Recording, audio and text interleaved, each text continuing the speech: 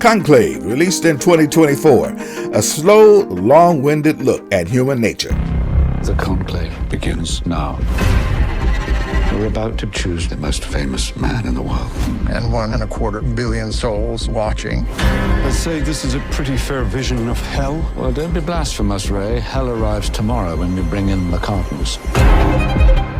No sane man would want the papacy. Some of our colleagues seem to want it. Another cardinal has just turned up.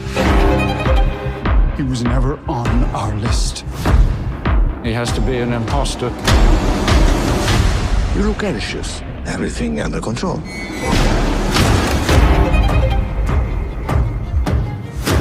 Where did you get this?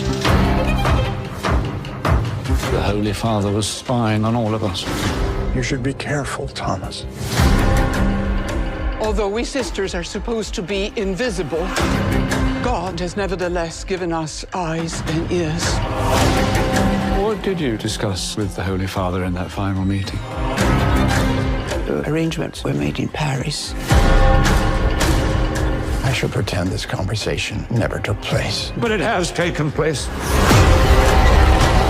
This is a conclave. It's not a war. It is a war. And you have to commit to a side.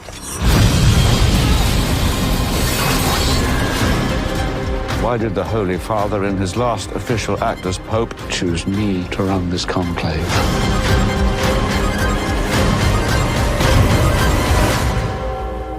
The reasons would become clear soon enough.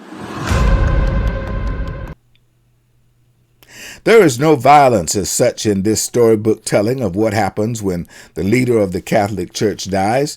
This telling by writers Peter Strong and Robert Harris takes us once more on a journey of human nature. It is assumed by some that once you become a priest or a pope, that somehow your basic human instincts submit to your vows to be an instrument of good and that evil thoughts won't overtake your vows. Well, our stars, Ray Fiennes, John Lithgow, and Stanley Tucci, take us on a 3-week journey to select the new pope, who apparently planned well for his retirement by death by leaving some clues behind as to just who he wanted to succeed him. Conclave, and that's what this is called, not the conclave, is quite relevant in light of the passing of the latest pope, as this flick was in wide release. Interestingly enough, we get to see how women are still third-class citizens within this religion, as shown by the role of Isabella Rossellini, and that persons of color, as played by Lucian Samati and Joseph Meidel, are still the anomaly in this church's hierarchy and not taken seriously. One of the black priests looking to move up the ladder apparently had a child out of wedlock with a nun some 20 years before this conclave. Among every group and story of intrigue like this, there has to be a bad guy, a conservative among the liberals who everyone fears will turn back the progress the deceased pope had made.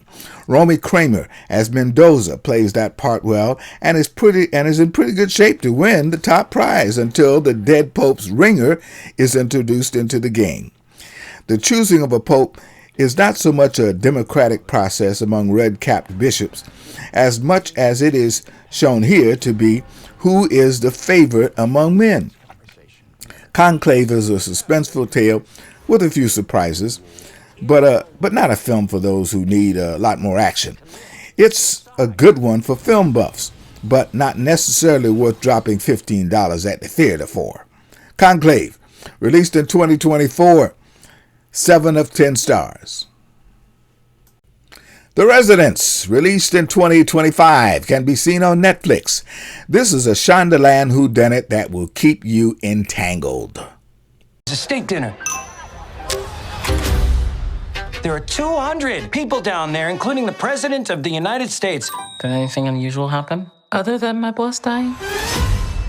Other than that, yes. That's Cordelia Cup. She is the best detective in the world. Where's the body? Oh, I see feet.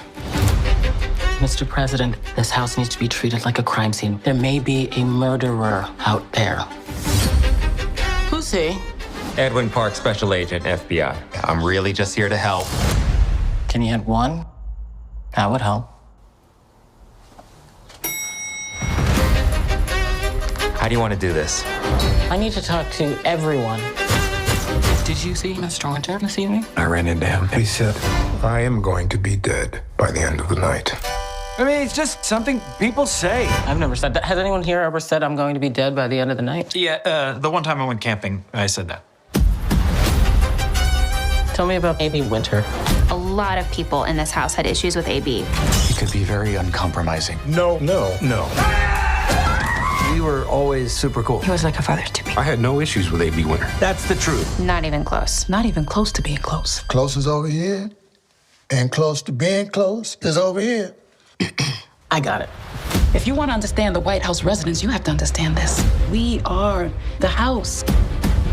All these other people, they are not. It's us versus them.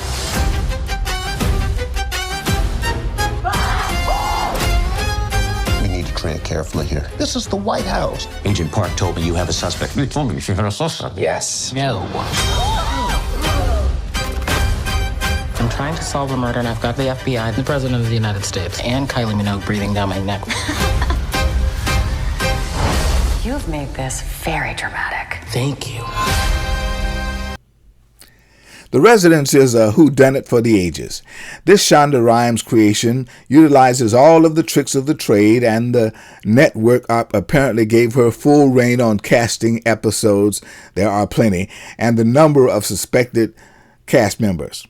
The Residence in question, of course, is the American White House. Heck, we can't even rule out the president as a suspect.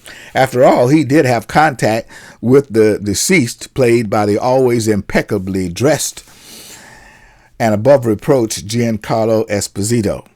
There are only 3 people we can rule out as suspects, mainly because they weren't in the White House on the day or night of the killing, and they're all law enforcement.